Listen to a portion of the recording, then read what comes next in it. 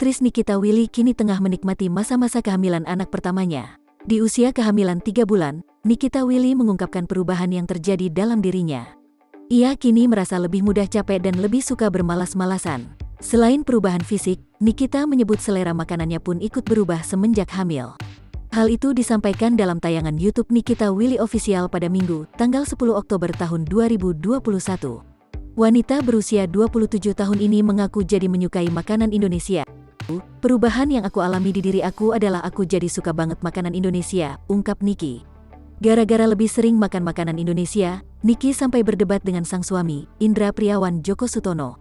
Lantaran menurut Indra, makanan yang kerap dimakan Niki selama hamil tidak sehat.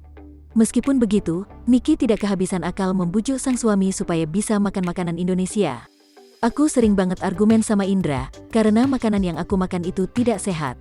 Jadi pagi-pagi aku harus nunjukin Indra, oke aku pagi-pagi udah makan telur, aku udah makan smoothies, aku udah makan avok, jadi siangnya aku bisa makan bakso, gorengan, jelas Niki.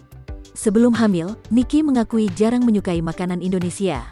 Namun kini ia sering meminta dibelikan bakso hingga bubur ayam. Bahkan, Niki sempat bercerita pernah meminta bubur ayam saat malam hari pada Indra.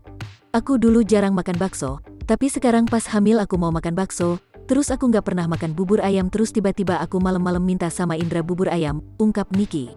Kebiasaan makan Niki selama hamil membuat teman-temannya takjub. Sebelumnya ia suka mengonsumsi makanan sehat namun kini malah lebih suka yang food.